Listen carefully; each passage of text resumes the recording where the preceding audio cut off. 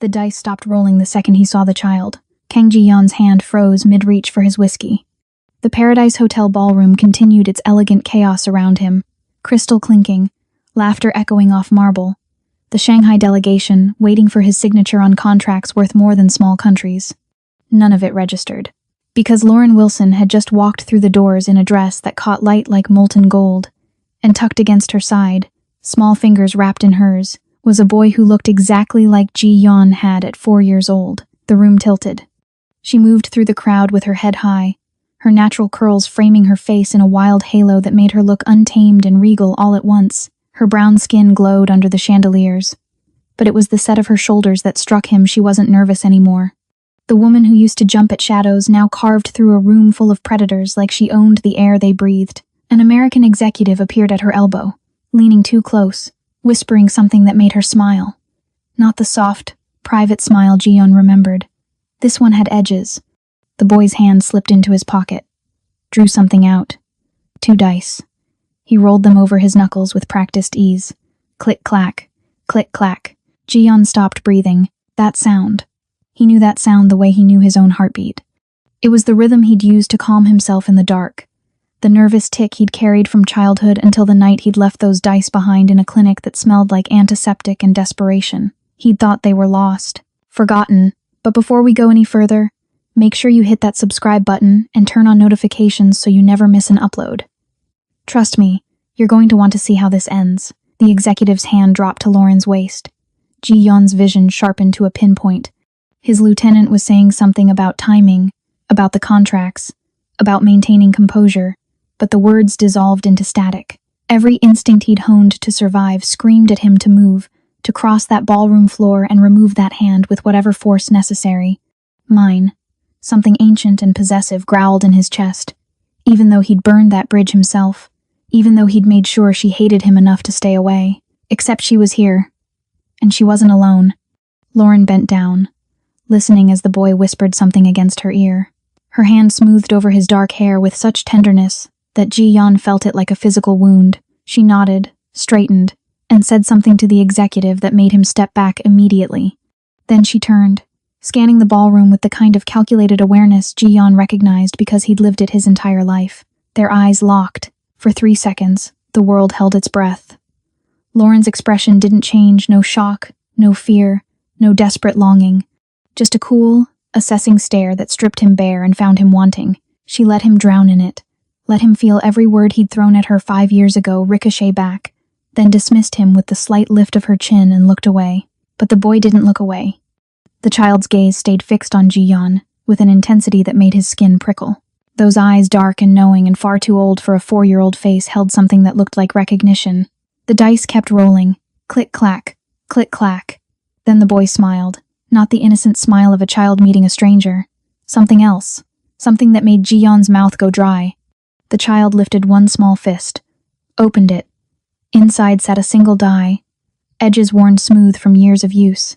Ji-yeon's die, the one he'd carried since he was 8 years old, the one that had made impossible decisions bearable.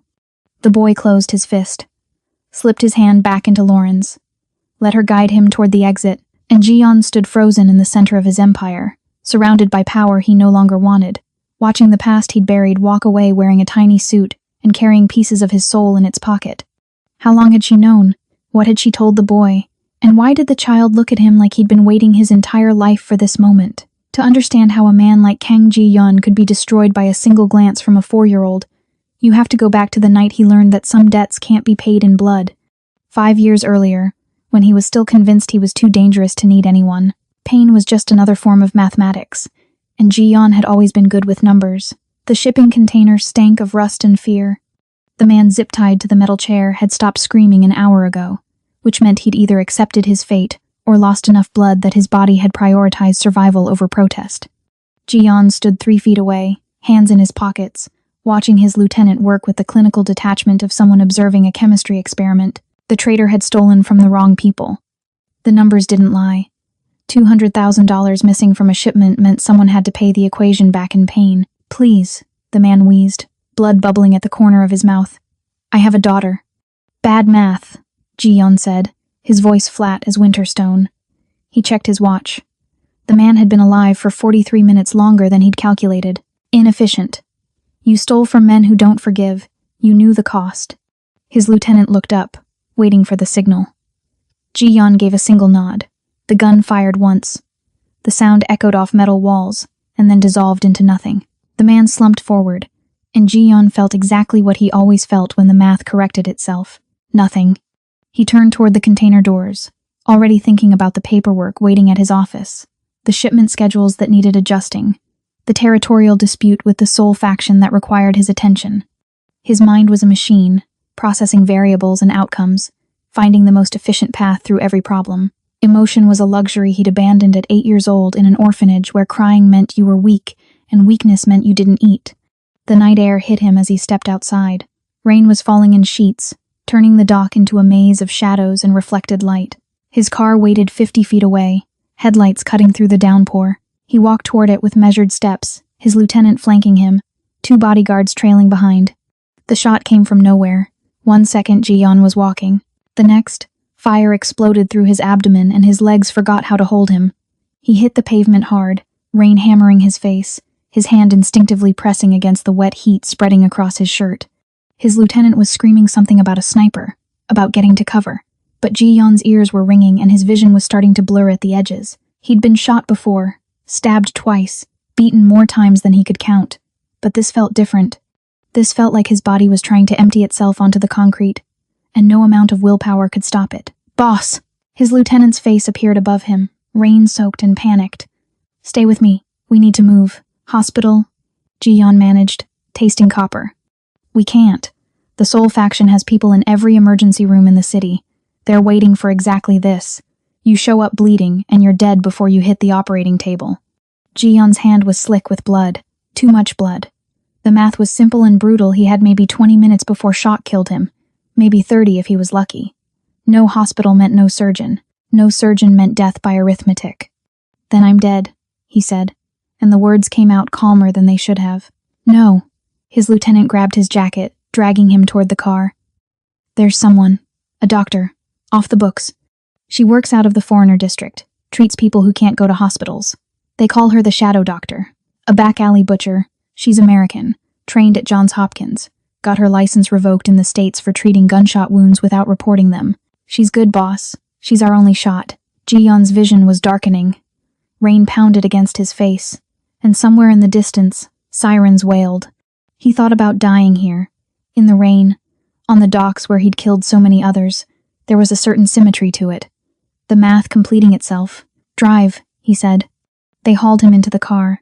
Every movement sent fresh agony through his gut, but Ji-yeon kept his jaw locked, refusing to give pain the satisfaction of a sound. His lieutenant barked an address to the driver, and the car lurched forward, tires screaming against wet pavement. Ji-yeon pressed harder against the wound, feeling his pulse hammer against his palm. 60 beats per minute, too slow. His body was shutting down, prioritizing the vital organs, abandoning everything else. The foreigner district blurred past the windows. Neon signs in English and broken Korean, narrow streets crowded with expats and immigrants. The kind of neighborhood where people minded their business because asking questions got you hurt. The car skidded to a stop in an alley behind a laundromat. Through the rain-streaked window, Ji-yeon could see a metal door with a red cross spray-painted on it. "Get her," his lieutenant ordered. 2 men kicked the door open. Ji-yeon heard shouting, a woman's voice sharp with authority, and then they were dragging him out of the car. The rain had slowed to a drizzle, but Ji-yeon barely felt it. His entire world had narrowed to the wound in his gut and the strange lightness creeping through his limbs. Blood loss. Stage 2, maybe 3. They carried him through the door into a space that smelled like bleach and something herbal he couldn't name. Fluorescent lights blazed overhead, making him squint.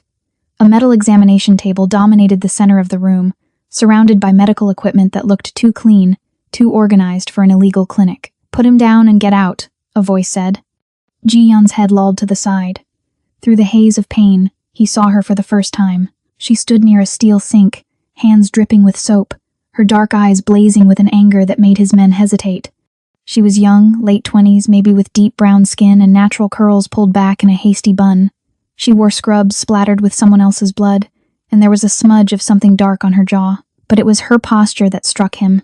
She didn't look afraid. She looked furious. "I said get out." she repeated, her voice carrying the kind of command that made men with guns take orders. "You're contaminating my sterile field." One of his enforcers reached for her arm. Her hand moved faster, cracking across his face with enough force to snap his head sideways. The room went silent. Ji-yeon felt a laugh bubble up in his chest, hysterical and inappropriate, because he was dying and this woman had just slapped one of Busan's most dangerous men like he was a misbehaving child. "Boss?" his lieutenant asked, hand hovering near his weapon. Ji-yeon waved them off, the gesture costing him more energy than it should. Out. But out. They left, boots echoing on concrete, the door slamming behind them. Silence fell, broken only by the hum of fluorescent lights and Ji-yeon's ragged breathing. The woman moved toward him, her steps measured and purposeful. She didn't ask who he was, didn't ask who shot him. She simply pulled on latex gloves and reached for his shirt. "This is going to hurt," she said. Ji-yeon's hand shot out, fingers wrapping around her wrist with the instinct of a man who'd survived by never letting anyone get too close. His grip was weak, trembling, but the threat was clear. She didn't pull away. Instead, she leaned in, bringing her face inches from his, and Ji-yeon saw something in her eyes that made his breath catch. Not fear, not submission, understanding, like she knew exactly what kind of monster was bleeding on her table, and she decided to save him anyway. "Let go," she said quietly, "or you bleed to death. Your choice." For the first time in 20 years, Kang Ji-yeon released his grip and let someone else take control. Lauren didn't waste time celebrating her small victory. She prepped the area, hands steady despite the way her heart was trying to claw out of her chest. The man watched her every movement with an intensity that made her skin prickle. Not the glazed stare of someone in shock, but something sharper, aware, like he was measuring her competence with each gesture, deciding whether she was worth trusting with his life. "This is going to hurt," she warned, reaching for the forceps. "Everything hurts," he said, and there was something in his voice that made her pause. Not self-pity, just fact. Like pain was a language he'd been fluent in since childhood. Lauren found the bullet lodged against his spleen. Extracting it required steady hands and steadier nerves, and she had both. The man didn't make a sound, but she felt him go rigid beneath her touch, every muscle locked in an effort not to thrash. His breathing turned sharp and shallow, and when she glanced at his face, she saw his jaw clenched so tight she thought his teeth might crack. "Breathe," she murmured, and felt the absurdity of the command even as she said it. He did, though. A long, shuddering inhale that made his chest expand beneath her palm. Their eyes met over the blood and instruments, and something passed between them that Lauren couldn't name. Recognition. Maybe. Or the beginning of something far more dangerous than either of them was prepared for. She removed the bullet, dropped it into a metal tray with a satisfying clink, started suturing. The man's eyes never left her face, and Lauren realized with a strange jolt that she didn't mind being watched. Not by him. Not when his gaze felt less like violation and more like reverence, like she was performing a miracle instead of just doing her job. "What's your name?" he asked, voice rough as gravel. Lauren tied off the final stitch before answering. "Dr. Wilson. And you're going to live, so you're welcome." His mouth curved into something that might have been a smile if it wasn't so sharp. "Lauren Wilson. I'll remember that." Something about the way he said her name made her hand still, like he was making a promise, or a threat. Possibly both. 3 weeks later, the storm hit Busan like a fist. Thunder rattled the clinic's windows while rain hammered the roof in sheets, and Lauren was checking Ji-yeon's temperature for the 3rd time that night when his fever spiked to dangerous territory. He'd been recovering too well, she'd thought, for a man who'd nearly bled out on her table, but infections didn't care about timelines or stubborn pride. She'd moved him to the cot in her back room after his men had finally stopped hovering, convinced that their boss would survive without their guns pointed at her head every 30 seconds. Now she was regretting sending them away.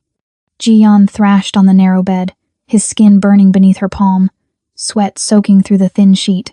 His eyes moved rapidly beneath closed lids, and his breathing came in short, desperate gasps. Lauren had seen fever dreams before, but this was different.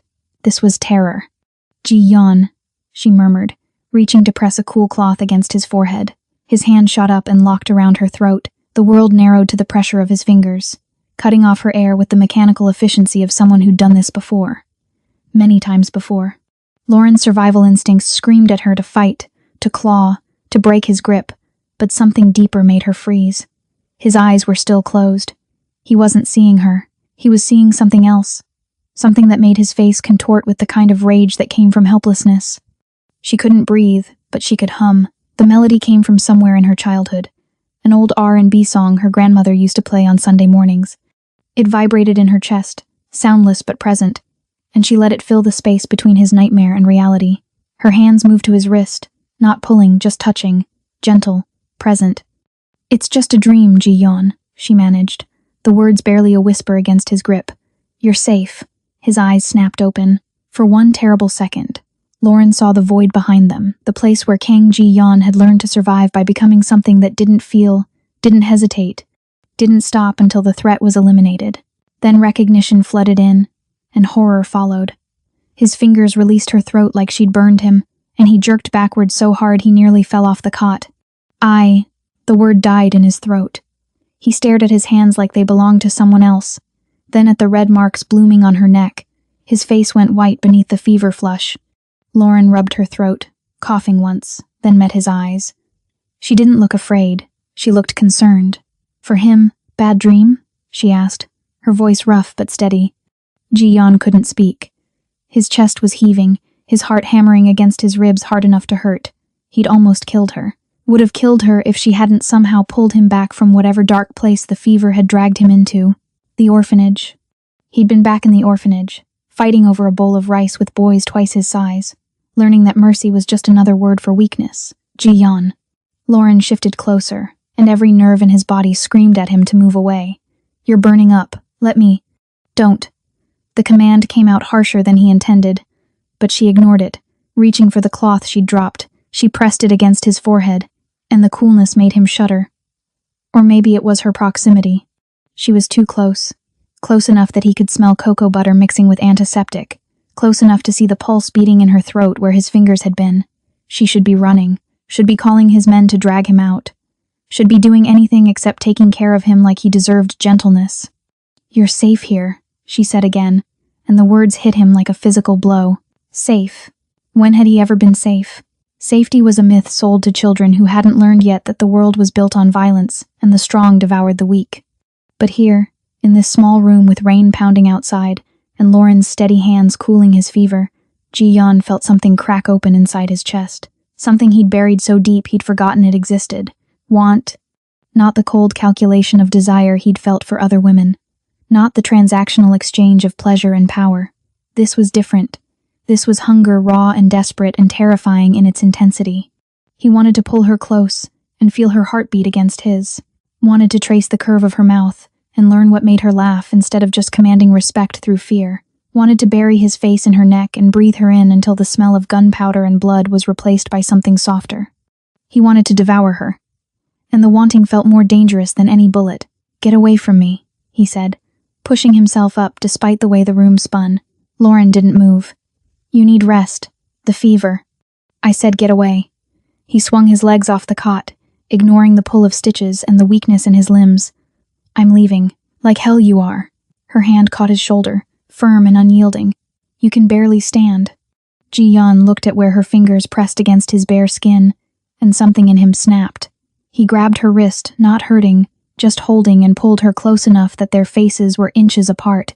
Close enough to see her pupils dilate, to feel her breath hitch, to know with absolute certainty that she felt it too. This thing between them that had nothing to do with gratitude, and everything to do with the terrible recognition that they were both people who'd learned to survive by never letting anyone close enough to wound them. "You don't know what I am," he said, his voice dropping to something raw and unguarded. "What I've done. What I'm capable of." Lauren's free hand came up to cup his jaw, and the tenderness of the gesture nearly destroyed him. "I know exactly what you are, Ji-yeon, and I'm still here." The rain pounded harder, the fever burned, and for the first time in his life, Kang Ji-yeon was afraid of something that couldn't be solved with violence or money or cold calculation. He was afraid of the woman in front of him, and what it would mean if he let himself fall. He released her wrist and turned away, jaw locked, refusing to let her see how close he was to begging her to stay. Ji-yeon was helping Lauren inventory supplies when the windows exploded inward. The sound came first, a roar like the earth splitting open, then the pressure wave that turned air into a solid wall. Glass became shrapnel. The front of the laundromat simply ceased to exist, replaced by smoke and fire and the screaming of car alarms. Ji-yeon's body moved on instinct, tackling Lauren to the floor and covering her with his frame as the world disintegrated around them.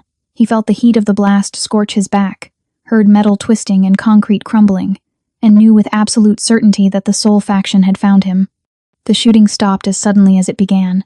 30 seconds of hell, then silence broken only by the crackle of flames and the ringing in his ears.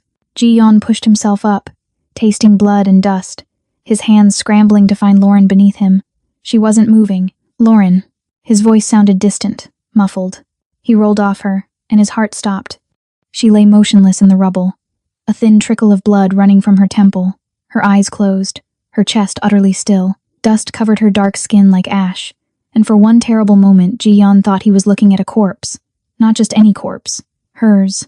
The only person in 15 years who'd made him feel like something other than a monster. No. The word came out broken. He pressed his fingers to her throat, searching for a pulse, and found nothing. No, no, no. His medical training was limited to field triage and keeping people alive long enough to extract information, but he remembered the basics. Airway, breathing, circulation. He tilted her head back, checked her mouth for obstructions, and put his ear to her lips. Nothing. No breath. No flutter of life. Panic hit him like a drug, fast and vicious and overwhelming. The ghost, the man who'd executed dozens without flinching, who'd built an empire on calculated violence, shattered into pieces. His hands shook as he positioned them over her sternum and started compressions. 1, 2, 3, 4. He counted out loud, his voice cracking on the numbers. 30 compressions. Then he tilted her head back and breathed air into her lungs, tasting dust and copper. Nothing. Breathe, he snarled, starting compressions again. Harder this time. Desperate. He felt something crack under his palms, her rib. Probably, and the guilt was acid in his throat. But he didn't stop. Couldn't stop. Breathe, damn you. You don't get to leave. Not like this. Not because of me. 30 more compressions. Another breath. Her chest rose and fell with the air he forced into her, but it was mechanical. Empty. She still wasn't breathing on her own, and Ji-yeon realized with dawning horror that he was losing her, that all his power, all his money, all the fear he commanded, meant nothing when faced with the simple mathematics of death. Lauren, please. His voice broke completely. He was begging now. Something he'd sworn never to do again after childhood taught him that begging only made the beatings worse. Please don't do this. Don't leave me here. He started compressions again, and this time he wasn't counting. He was just pushing, again and again, trying to manually restart a heart that had decided to stop beating. His own heart was hammering so hard he thought it might burst, and his vision was blurring with something that might have been tears if he was still capable of crying. Then she gasped. The sound was wet and horrible and the most beautiful thing Ji-yeon had ever heard. Lauren's back arched as her lungs remembered how to work, dragging in air mixed with dust that made her choke and cough. Her eyes flew open, unfocused and wild, and Ji-yeon caught her shoulders as she tried to sit up too fast. Easy, he said, though his voice was shaking so badly the word barely made sense. Easy. You're okay. You're breathing. Just breathe. Lauren's hand found his chest, fingers clutching his shirt like an anchor, and she coughed again, the sound rattling in her lungs. Blood still trickled from the cut on her temple, and there would be bruising from the compressions. But she was alive. She was breathing. She was here. Ji-yeon pulled her against him, one hand cradling the back of her head, the other wrapped around her waist, holding her so tightly he was probably hurting her but unable to let go. She was shaking. Or maybe he was shaking. Or maybe they both were. Her face pressed into his neck, and he felt her breath against his skin warm and real and proof that the image burned into his retinas was a lie. But he'd seen it. Seen her dead. Seen what loving him would cost her. Ji-yeon, she whispered, her voice hoarse. He closed his eyes and memorized this moment. The weight of her in his arms, the smell of cocoa butter beneath the smoke, the way her heartbeat felt against his chest, strong and steady and alive. He memorized it because he knew with sudden, crushing certainty that this was the last time he'd let himself hold her. Sirens wailed in the distance. His lieutenant would arrive soon with cleanup crews and explanations. The Soul faction had just declared war, and war meant bodies. It meant retaliation. It meant everyone close to him became a target, and Lauren had just proven exactly how vulnerable she was. He'd almost lost her. Next time, and there would be a next time, he might not be fast enough. Might not be able to restart her heart. Might have to watch the light leave her eyes, knowing he was the reason it happened. "We need to get you out of here," he said, his voice flat and cold as he forced himself back into the armor he'd worn his entire life. The armor that kept him alive by keeping everyone else at a distance. Lauren pulled back enough to look at his face, and whatever she saw there made her go still. Ji-yeon. "The Soul faction knows you exist now. They'll come back." He stood, pulling her up with him, already calculating exit routes and safe houses. "I'm getting you out of the city, out of Korea. Somewhere they can't find you. What are you talking about?" "I'm talking about keeping you alive." The words came out harsher than he intended, but maybe that was better. Maybe if he was cruel enough, she'd hate him. Hating him would keep her safe. "This is my world, Lauren, and my world kills everything it touches." An hour later, Ji-yeon stood in the alley behind what remained of the clinic and became someone Lauren wouldn't recognize. The sirens had faded into the distance. His men had swept the area, secured the perimeter, and now waited by 3 black sedans with engines running. Lauren sat on the curb 15 feet away, a blanket wrapped around her shoulders, staring at nothing. Blood had dried on her temple. Dust still clung to her hair. She looked small in a way that made his chest physically hurt, and Ji-yeon knew that if he let himself feel that pain for even one more second, he'd break. So he stopped feeling. The ghost didn't feel. The ghost calculated. The ghost survived. He picked up the metal briefcase his lieutenant had brought unmarked, heavy with cash, and walked toward her.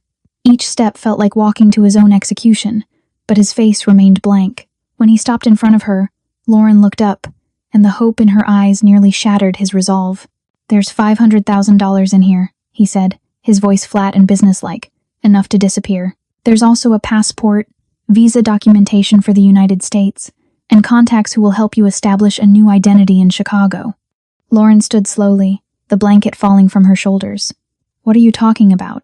"I'm talking about the end of our arrangement." He held out the briefcase without meeting her eyes. "Take it and go." "Arrangement?" Her voice cracked on the word. "Ji-yeon, what?" "You were convenient," he said, and forced himself to look at her then. Forced himself to deliver the lie while staring into eyes that had seen him at his weakest and hadn't flinched. "A useful asset when I needed medical attention. But now you're a liability. The Soul faction knows about you because I was careless. I had to protect you, and that protection almost got me killed." The words landed like physical blows. He watched her absorb each one, watched understanding dawn, and then harden into something that looked like betrayal. Good. Let her hate him. Hatred would keep her sharp, keep her moving, keep her alive. "You're lying." But her voice wavered with uncertainty. "I'm a criminal, Dr. Wilson. Lying is what I do." He thrust the briefcase toward her, and when she didn't take it, he set it at her feet. "You saved my life, and I'm paying the debt. But the debt is paid now. We're done. Look at me." Lauren stepped closer, and Ji-yeon took a step back, maintaining distance because if she touched him right now, he'd collapse. "Look me in the eye and tell me the last 3 weeks meant nothing." He did. He looked straight into her warm brown eyes, the eyes that had watched over him during fever dreams, that had crinkled when she laughed at his dry observations about her American coffee addiction, that had darkened with something dangerous when he'd pulled her close in that storm-soaked room. He looked at her and lied with the same cold efficiency he used to sign death warrants. "They meant nothing. You were there, and I was bored. The injury made me weak. I'm not weak anymore." Lauren's hand trembled as she raised it, and for a moment Ji-yeon thought she might slap him the way she'd slapped his enforcer that first night. Instead, she reached for his wrist, her fingers wrapping around it gently. His pulse jumped beneath her touch, betraying him, and he saw her register it. Saw her feel the way his heart was racing despite the ice in his voice. "Your hand is shaking," she whispered. Ji-yeon pulled away like she'd burned him. "Fear response. Adrenaline from the attack. Basic physiology, doctor. Don't read into it." His lieutenant appeared at his elbow, and Ji-yeon seized the interruption like a lifeline. "Get her in the car. Make sure she gets to Incheon Airport. First-class ticket to Chicago, departing in 3 hours. Stay with her until she boards." "Ji-yeon, please." Lauren's voice broke completely, and the sound of it was a blade between his ribs. "Go," he said, and this time his voice was pure command. The voice that made hardened criminals obey without question. "If you stay in this city, you die. Maybe not today, maybe not next week, but eventually. I don't have time to keep saving you." The lieutenant guided Lauren toward the car. She was too weak to resist, too shocked by the brutality of his dismissal to fight back. But at the car door, she stopped and turned back. Her eyes found his across the alley, and Ji-yeon felt every carefully constructed wall crack under the weight of her gaze. "You're a coward," she said, loud enough for him to hear. "Not angry, just factual. You're more afraid of losing me than I ever was of dying for you." The car door closed. The engine hummed, and Ji-yeon stood motionless as the vehicle pulled away, watching the taillights disappear around the corner and taking the only good thing he'd ever had with them. His second lieutenant approached cautiously. "Boss? Orders?" Ji-yeon turned, and the man actually flinched at whatever he saw in his face. The ghost was back, but this version was colder, sharper, more dangerous than before. This version had nothing left to lose. "Find every member of the Soul faction," Ji-yeon said, his voice empty of everything except purpose. "I want names, addresses, family connections. I want to know where their children go to school and where their wives buy groceries. Sir, burn them." The words came out quiet, which somehow made them more terrifying. "Not just the soldiers. Everyone. I want the Soul faction erased from existence. I want their legacy to be a cautionary tale about what happens when you touch something that belongs to me. That will start a war." "Good," Ji-yeon said, and walked toward his own car, leaving the lieutenant staring after him in shock. "I could use the distraction." 5 years later, Kang Ji-yeon stood at the floor-to-ceiling windows of his penthouse and surveyed an empire built on ash. Seoul sprawled beneath him in a grid of lights. Every district, a territory he controlled, every shadow a place his influence reached. The Soul faction was gone, not just defeated but erased, their legacy reduced to whispered warnings in back alleys. 3 rival syndicates had fallen in the years since, absorbed into his organization or destroyed trying to resist. He owned politicians, judges, police captains. His legitimate businesses generated enough revenue to buy small countries. Forbes would have listed him in their billionaire rankings if they knew he existed. He slept 2 hours a night. The insomnia had started 6 months after Lauren left, and never stopped. Ji-yeon had tried everything, prescription medications that made him groggy without granting rest, meditation techniques that only gave his mind more space to remember, even a brief experiment with drinking himself unconscious that ended when he realized he couldn't afford the vulnerability. So he worked instead. 18, 20, sometimes 22 hours a day, filling every moment with decisions and calculations and the endless maintenance of power. Anything to avoid the quiet. His phone buzzed with the 12th message of the night, a shipping manifest from Manila that needed approval, a territorial dispute in Busan requiring his judgment, another invitation to some charity gala he'd ignore. Ji-yeon handled each item with mechanical efficiency, his fingers moving across the screen while his mind drifted to the one place it always went when exhaustion made his walls crack. The safe. He shouldn't open it. He'd promised himself after the last time that he wouldn't torture himself again this month.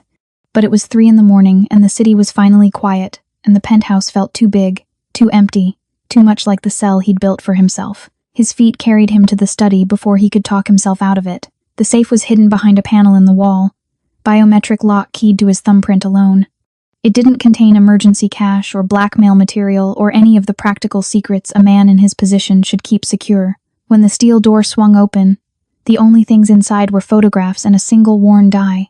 Ji-yeon pulled out the first photo with hands that weren't quite steady. Lauren at O'Hare Airport, exhausted and shell-shocked, her carry-on bag clutched like a shield. He'd had someone follow her from Incheon, making sure she boarded safely, making sure no one from his world tracked her across the ocean. The photographer had caught her in profile, and Ji-yeon could still see the bruise on her temple from the blast that had nearly killed her. The next photo showed her 3 months later.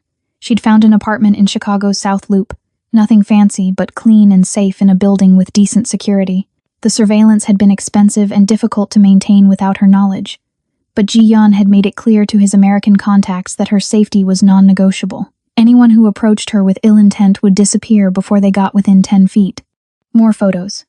Lauren at a hospital, wearing scrubs again, her medical license somehow restored through channels Ji-yeon had paid obscene amounts to access. Lauren at a coffee shop, laughing with colleagues, the tension finally leaving her shoulders. Lauren at her medical school graduation ceremony 2 years later, her smile bright and genuine as she accepted some kind of humanitarian award. He'd watched her rebuild herself from thousands of miles away, a ghost haunting the edges of her new life. The irony wasn't lost on him. He'd sent her away to keep her safe from his world, then spent 5 years making sure that world's resources protected her anyway. Anonymous donations to her clinic. strategic interventions when hospital politics threatened her position, a carefully orchestrated financial cushion she'd never know existed, ensuring she never had to choose between her principles and survival. It was pathological. He knew that. But knowing didn't stop him from opening the safe every few weeks to study these stolen moments of a life he'd chosen not to be part of. The most recent photo made his chest constrict. Lauren at some kind of medical conference, her natural curls styled in an elegant updo, wearing a dress that looked professional but still managed to make his mouth go dry. She was talking to someone off camera, her hands animated, her expression passionate. She looked happy. She looked like she'd moved on. She looked nothing like the woman who'd whispered coward at him in an alley 5 years ago. Ji-yeon traced the edge of the photograph with his thumb, careful not to smudge it. His investigator's most recent report sat beneath the photos, places she'd been, people she'd met, routine updates that felt more like punishment than information. There was a man mentioned in the latest file, a colleague from the hospital, someone who'd taken her to dinner twice. The investigator had noted it as potentially significant. Ji-yeon had read that line 17 times before filing the report away and pretending it didn't make him want to burn Chicago to the ground. He picked up the die last. His die, the one he'd lost in her clinic the night his world changed. She must have found it, kept it, maybe thought about him when she held it. Or maybe she'd thrown it away years ago and this was just another dice that looked similar. And Ji-yeon was so desperate for connection that he'd built an entire mythology around a piece of plastic. The penthouse was silent except for the hum of climate control and the distant sound of traffic 40 floors below. Ji-yeon stood there holding evidence of his obsession, the physical proof that he'd never let her go despite sending her away. The ghost of Busan, feared by every criminal organization in Asia, reduced to a lovesick fool who collected photographs like prayers. He deserved this misery, had earned it when he lied to her face and watched her drive away. Some men built empires to fill voids. Ji-yeon had built his to have something large enough to contain the emptiness Lauren left behind. His phone buzzed again. Another message. Another crisis requiring his attention. Ji-yeon put the photos back carefully, locked the safe, and returned to his desk. The work would continue. The empire would grow. And somewhere in Chicago, Lauren Wilson would keep living the life he'd made sure she could have. It was enough.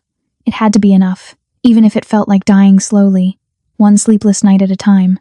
The Paradise Hotel ballroom was a carefully orchestrated lie, and Ji-yeon was drunk enough to see through it. 3 syndicate families gathered under the pretense of a charity gala, all smiles and handshakes while their bodyguards watched each other with the tension of wolves circling the same kill. The truce negotiations had taken 6 months to arrange, and Ji-yeon had spent the last hour nursing whiskey and pretending to care about territorial agreements when all he wanted was to be back in his penthouse, alone with his insomnia and self-inflicted punishment. He'd stopped counting drinks after the 4th, maybe 5th. His lieutenant kept shooting him concerned looks, but Ji-yeon ignored them. He could hold his liquor, and more importantly, he could hold his mask. 5 years of practice had made him an expert at appearing functional while slowly disintegrating inside. Then the announcer's voice cut through the ambient noise. Dr. Lauren Wilson, representing the International Medical Relief Foundation. Ji-yeon's glass stopped halfway to his mouth. The ballroom doors opened, and she walked through them like she'd been born to command attention. The dress was gold, liquid metal that caught every light and made her dark skin glow like she'd been touched by something divine. Her natural curls were styled in an elegant crown, and she moved with the kind of confidence that came from surviving hell and deciding to thrive anyway. She looked nothing like the frightened woman he'd shoved into a car 5 years ago. She looked like a queen surveying a room full of peasants. She looked untouchable. Ji-yeon's hand tightened around his glass hard enough to hurt. Every nerve in his body screamed at him to move, to cross that ballroom floor and what? Apologize? Beg? Fall to his knees and confess that he'd spent 5 years in a prison of his own making because the thought of her getting hurt again was worse than any torture he'd ever endured? Then he saw the man, tall, American, wearing a suit that screamed old money and easy privilege. He appeared at Lauren's side with the casual familiarity of someone who'd been there before, and his fucking hand settled on the small of her back like he had the right. He leaned in, whispered something in her ear, and Lauren laughed. Not a polite laugh, a real one. The kind that made her eyes crinkle and her whole face light up. Something inside Ji-yeon snapped. The glass shattered in his grip. He didn't feel the cut, didn't register the blood dripping onto his shoes.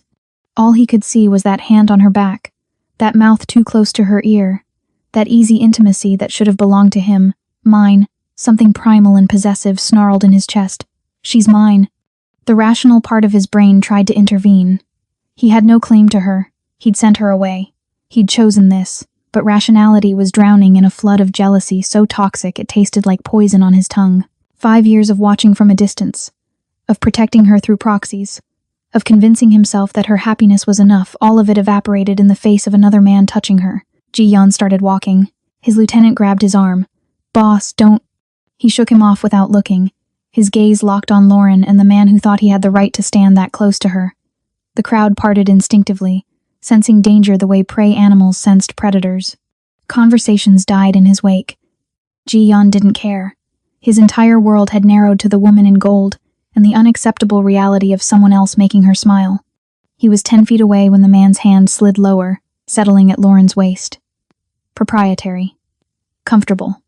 Like he'd done it 100 times before. The jealousy turned volcanic, and Ji-yeon felt his control, the famous ice-cold control that had built an empire, begin to fracture. He could kill this man. Would kill him. Snap his neck right here in the ballroom and deal with the political fallout later, because nothing was worth watching another man touch what belonged to. Lauren's eyes found his. The impact stopped him mid-step. For one suspended moment, the entire ballroom faded away and it was just the two of them, locked in a stare that carried 5 years of unsaid things. Ji-yeon watched shock flicker across her face, then something harder, recognition, understanding, and beneath it all, something that looked like barely controlled fury. She didn't look away, didn't flinch, just held his gaze with the same unwavering strength she'd shown that first night when she'd slapped his enforcer and demanded respect. But there was something new in her expression now, a challenge, like she knew exactly what seeing her with another man would do to him, and she wanted him to feel it. The American said something, oblivious to the storm brewing 5 feet away. His hand moved again, and Ji-yeon felt murder settle into his bones like an old friend.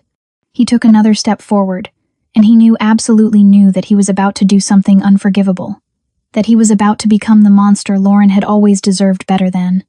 That 5 years of distance and protection and self-imposed exile were about to be destroyed because he couldn't stomach watching someone else hold her. Then a small figure stepped out from behind Lauren's skirt. A boy. 4 years old, maybe 5. Dressed in a miniature suit that was almost comical in its formality. He looked up at Ji-yeon with dark eyes that were achingly, impossibly familiar, and reached into his pocket with a child's unselfconscious movement. 2 dice appeared in his small hand. Click-clack, click-clack.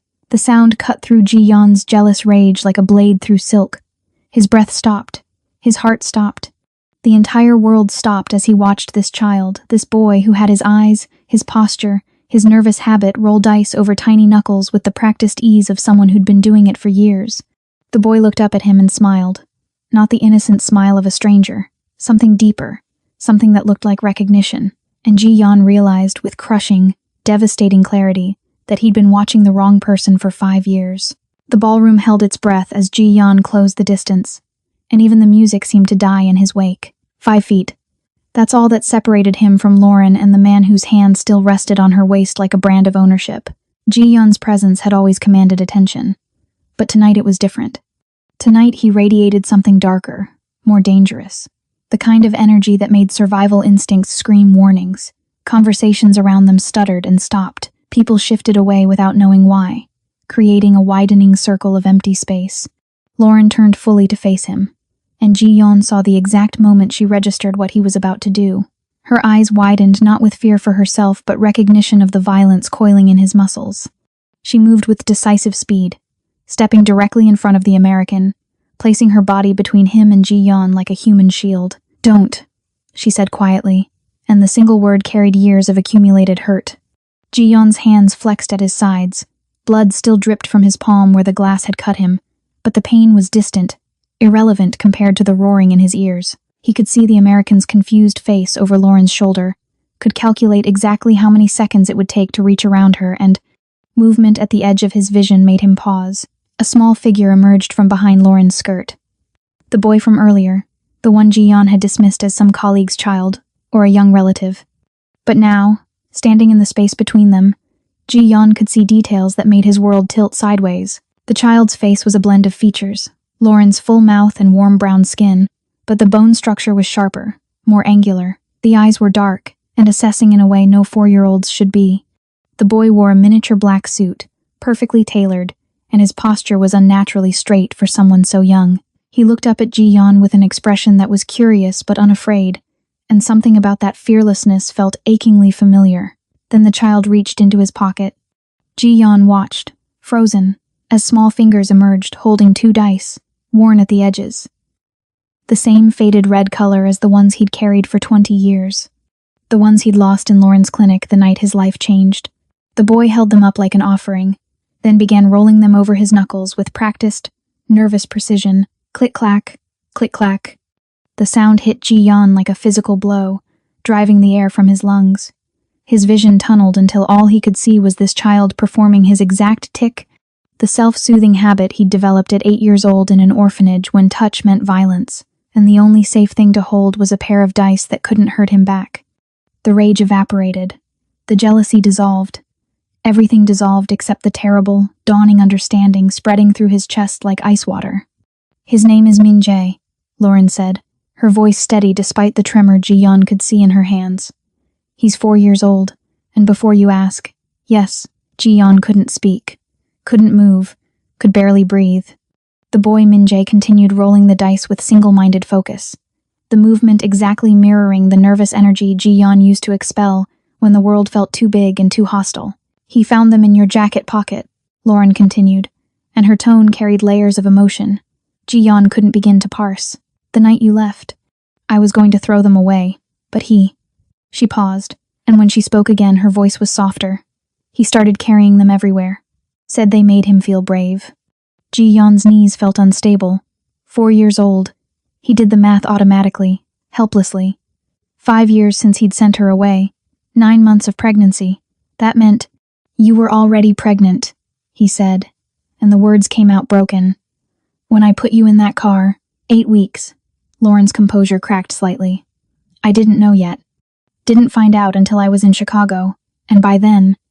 She gestured at the space between them, at the 5 years of silence and distance. "By then you'd made your choice very clear." The American finally found his voice. "Lauren, what's going on? Who is this?" She didn't look away from Ji-yeon. "Someone I used to know. Someone who decided I wasn't worth the risk." The accusation landed like a knife between his ribs, but Ji-yeon barely felt it. His entire focus had narrowed to the child standing in front of him, this impossible mixture of him and Lauren that shouldn't exist but did. Min-jae had stopped rolling the dice and was watching the adults with an expression that was far too knowing. "Are you my appa?" the boy asked in Korean, his small voice cutting through the tension. The question shattered something fundamental in Ji-yeon's chest. He dropped to his knees without conscious decision, bringing himself to the child's eye level. Up close, the resemblance was devastating. This wasn't just similar features. This was his face, softened by Lauren's genetics but unmistakably his. The same intensity, the same way of tilting his head when analyzing a situation. Ji-yeon's voice failed him. He'd commanded rooms full of dangerous men without hesitation, but he couldn't finish a sentence in front of this 4-year-old who carried his DNA and Lauren's courage. Min-jae stepped forward with the fearlessness only children possessed and held out one of the dice. "For you," he said simply. "Iyoma says you gave them to her, but I think you need one back." Ji-yeon's hand trembled as he reached out, and when his fingers closed around the small plastic cube, 5 years of carefully constructed emotional armor crumbled to dust. He'd spent half a decade convincing himself that sending Lauren away had been the right choice, the noble choice, the only way to keep her safe. But she hadn't just survived without him. She'd created life, had carried and raised his son alone while he wallowed in self-imposed misery an ocean away, watching through photographs and thinking his suffering was sacrifice. He looked up at Lauren, and she was crying silently, tears tracking down her cheeks while her expression remained fierce and unforgiving. "You said I was a liability," she whispered. "But I gave you a legacy, Ji-yeon. I gave you him." The Devil of Busan knelt in the center of the Paradise Hotel ballroom, and the world stopped pretending it wasn't watching. Ji-yeon was dimly aware of the crowd, of the shocked whispers rippling through 3 syndicate families who'd just witnessed their most feared rival brought to his knees by a 4-year-old boy. His lieutenant stood frozen at the edge of the circle, hand hovering near his weapon but uncertain what threat he was supposed to neutralize. The American had backed away, finally reading the room correctly. None of it mattered. The only thing that existed was Min-jae's small hand extended toward him, offering a die like it was the most valuable thing in the world. Ji-yeon took it. His larger hand engulfed his son's completely, and the contact sent a shockwave through his entire system. Warm, real, alive. This child was alive because Lauren had been strong enough to survive what Ji-yeon had put her through, had been brave enough to build a life when he'd tried to pay her off like a debt to be cleared. "Thank you," he managed, his voice rough as broken glass. Min-jae nodded solemnly, then did something that shattered Ji-yeon completely. The boy stepped forward and wrapped his small arms around Ji-yeon's neck in an embrace that was trusting and uncomplicated, and everything Ji-yeon didn't deserve. He smelled like children's shampoo and something sweet, and Ji-yeon's arms came up instinctively to hold him, terrified of his own strength, terrified of breaking this precious thing he'd had no idea existed. "You're crying, Appa," Min-jae whispered against his shoulder. Ji-yeon hadn't realized. Hadn't felt the tears tracking down his face because his entire body had gone numb with the weight of what he'd almost lost. What he'd already lost. 5 years of his son's life. First steps. First words. Every milestone that Lauren had navigated alone, because Ji-yeon had been too much of a coward to fight for them. He looked up at Lauren over Min-jae's shoulder, and she was watching him with an expression that cycled between fury and grief, and something that might have been the last remnants of hope. Her hands were clenched at her sides, and Ji-yeon could see her trembling with the effort of holding herself together. "You sent us away to keep us safe," she said, her voice carrying across the silent ballroom. "So tell me, Ji-yeon, are we safe now?" It was a test, a challenge, an ultimatum wrapped in a simple question. Ji-yeon could feel every eye in the room on him, could sense his carefully constructed reputation hanging by a thread. The ghost didn't kneel. The ghost didn't cry. The ghost certainly didn't show weakness in front of enemies and allies alike, but the ghost had been a lie, a convenient mask for a man too afraid to be human. "I burned the city down so you could walk back into it," Ji-yeon said, and his voice was iron wrapped in gravel. He stood slowly, lifting Min-jae with him, settling his son against his hip like the weight belonged there. "The Soul faction is gone. The families who might have threatened you are either allied with me or eliminated. I've spent 5 years turning this country into a fortress with you at the center, even when you didn't know it." Lauren's breath hitched. "Ji-yeon, I'm not asking for forgiveness," he continued, taking a step toward her. "I don't deserve it. I lied to you, sent you away when you needed me most. Let you raise our son alone because I was too afraid of my own capacity to destroy things." He stopped directly in front of her, close enough to see the tears clinging to her lashes. "But I'm done being afraid. No one will ever touch you again. No one will threaten him. I'll burn the whole world to ash before I let anyone hurt my family." The possessive claim hung in the air between them. Lauren's eyes searched his face, looking for the lie, the manipulation, the cold calculation that had defined their last conversation 5 years ago. But Ji-yeon let her see everything, the grief, the regret, the desperate love he'd been running from since the moment she'd walked into his life and made him feel human. "Your family," she repeated, and her voice broke on the words. "If you'll have me," Ji-yeon extended his free hand, palm up, an offering. "I know I don't deserve a second chance, but he does. Min-jae deserves a father who'll protect him, who'll teach him to be strong without being cruel, who'll show him that the dice aren't about luck, they're about making hard choices and living with the consequences." Lauren stared at his outstretched hand for what felt like an eternity. The ballroom held its collective breath. Even Min-jae had gone still, sensing the weight of this moment. Then, slowly, Lauren placed her hand in his, and Ji-yeon felt the touch all the way to his bones. "One chance," she said fiercely. "You get one chance to prove you mean it, that you're not going to disappear the next time things get difficult. One chance is all I need." Ji-yeon shifted Min-jae to his other arm and laced his fingers through Lauren's, holding on like she was the only thing keeping him anchored to earth. Then he turned toward the ballroom exit, and his lieutenant snapped into action, bodyguards materializing to flank them on both sides. The crowd parted automatically, and Ji-yeon walked through them with his son on his hip and Lauren's hand in his, no longer the ghost but something more dangerous. A man with something to lose. A man with something worth protecting. "Where are we going?" Lauren asked as they reached the doors. Ji-yeon looked down at her, and for the first time in 5 years, he let himself smile. Really smile. Not the cold curve he used to intimidate enemies. "Home," he said simply. "We're going home." The ballroom doors closed behind them, and whatever came next, the negotiations, the power plays, the inevitable challenges to his authority, none of it mattered, because Ji-yeon finally understood what his empire had been missing all along, a reason to exist beyond survival. If this story wrecked you the way it wrecked me, Do me a favor, hit that like button, drop a comment telling me which moment broke you the most, and subscribe because trust me, there are more stories like this coming. Stories about broken people finding their way back to each other. About love that survives despite the odds. See you in the next one.